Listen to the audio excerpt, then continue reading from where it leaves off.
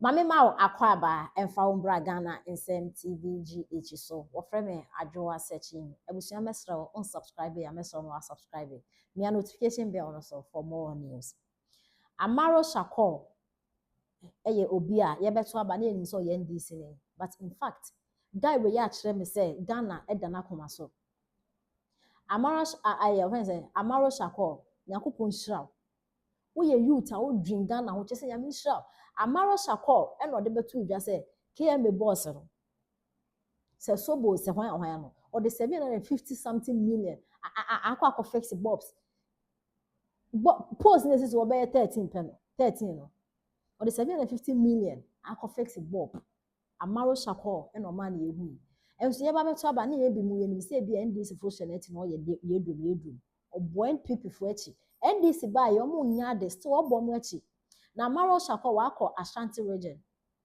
constituency ni mu ba ko na o kire say his energy John Dramani Mahama e ko kate so oni amo akohene Ashanti regional minister na owu ne left from the right side se mu kwa na odu internet ne so no omo akokate so se omo ma eye nkrofo no 2 years pe omo besi nursing college get found project e wo ho no Amaro o kire say omo kate so do no ko bi na 2 years na omo de ma e no 2 years na yakoso eba be so kra twem akakra bi na aso omo fa blog ba kumpo nkoto so nti Amaro Shakur etres ono say no campaign NPP because now he thinks say NPP for ya the same thing obe campaign the NPP for nti say NDC for so nti say NDC for my wan say motum discount on there Amaro Shakur da wakotwa project na omo kotwa ho omo koye ho omo kokate so na omo fa bibia enkoso no nti nsema ekoso etigala for to ani asase kakaka nanie ahaya ba bi na the regional minister Dr. Frank Amoakwene ekate so do ne deputy CEO of Get Fund Ghana for nya video ya no share maba be pie mu wo Drombonso Sechia Fran Prince wa Ashanti region na mo hwa ade we ya construction of College of Health Sciences Allied Health Science College nursing training President of Ghana John Dramani Mahama His Excellency Unya president no true Get Fund omo omadwe se obu pese omu si college health college Allied Health College yesi no Ashanti region na ba bia e ba be si no eh Sechia Afran Prince wo Drombonso we beka se wo fan from Ejoso Dwaben Afijase Kumawu then waba Sechia Afran Prince Drombonso ada ya kate so no na mo ha bi satam regional minister Dr. Frank Amoakwene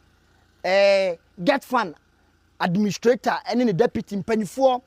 ba na me ba ye ahamu se mabubu anyina da me se ade we kura na afu enwura ade afa eti pesa me dem ko site wona mo hwe ebo a Get Fund for share such a Fran Prince for 24 months that's 2 years omo complete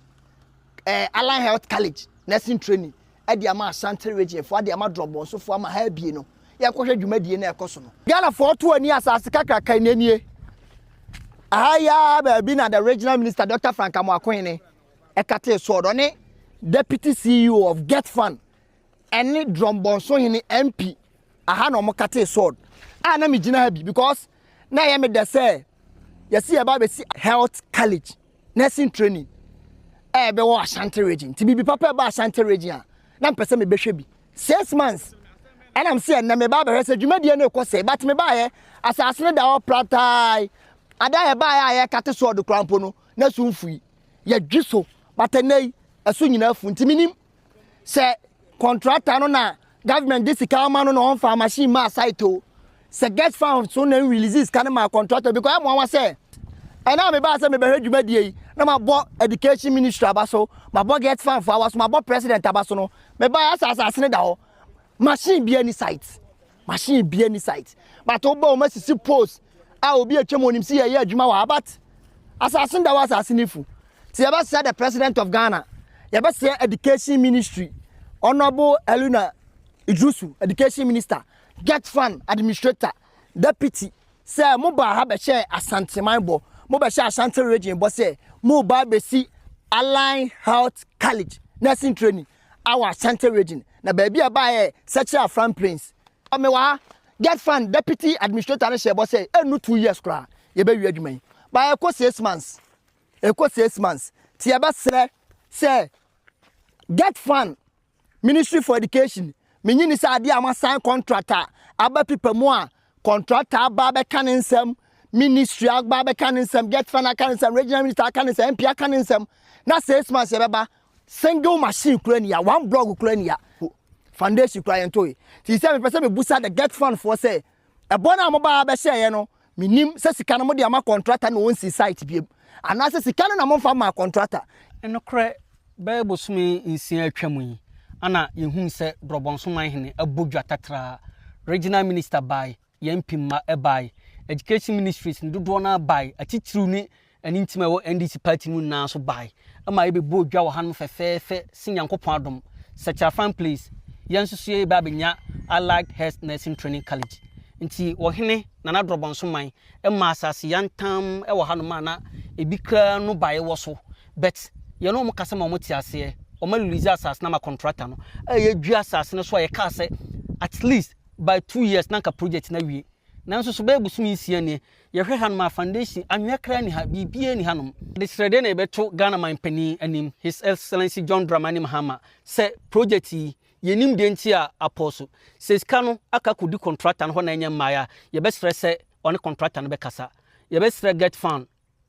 Ashanti regional minister say obaye no ohun sena no baye wo ha na ye body phone banchifu ye dwini na de land na amase mfanye project no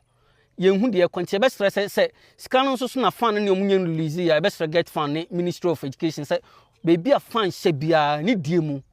kotodwe mu ye be stress omun release no omun hye project na say oh get fan for no me pese get fan direct administrator no say no krese ebia sika no na omunye release ma company na yesra na se won to hwana mo na on fast kana ma company no na company no be share adwuma na ase because ya ne abre na nanmo a asase no omode ma ye for sa program no omani abre because ompese omo se adwuma ne ye de e koso nti yesra administration ne se sika no e wo ba bi na enka company ne sa omo for so be release sika na ma company na company no mra be ye adwuma no eno krese since se ye to aba